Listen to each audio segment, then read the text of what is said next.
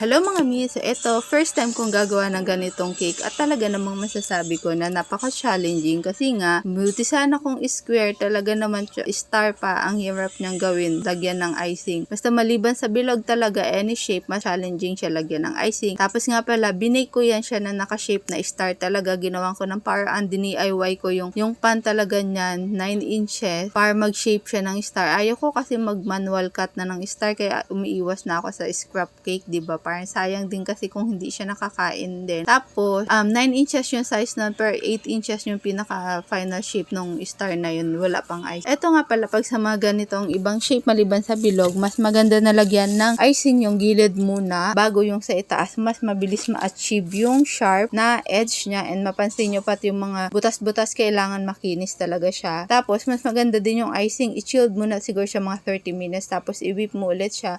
Mas mabilis i-achieve mapakinis at maging sharp yung kanya edge. Top. Nilagyan ko na siya ng kulay black na icing sa ibaba, pero manipis lang, hindi ko ginamitan ng airbrush kasi sabi ko baka matungkap. Tapos hindi ko na din pinakinis to ng maigi, kaya yung sa gilid, pansinin nyo, may space kasi lalagyan pa naman ng border. And then, ito nga pala, edible paper siya.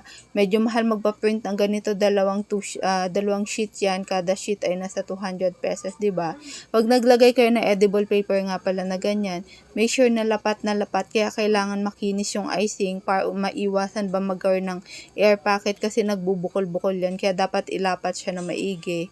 Kasi touch move na yan siya pag nailagay ninyo, at lalambot na yan siya pag nadikit na sa icing. Tapos, eto nga pala, nilagay ko yan siya bago i-deliver, kaya kailangan enough time sa umaga or basta bago i-deliver, hindi pwedeng a night before para makaiwas din absorb ng moist. Tapos yung glitters na black, pansin nyo, sobrang kinang niya, ang ganda niya talaga, diba?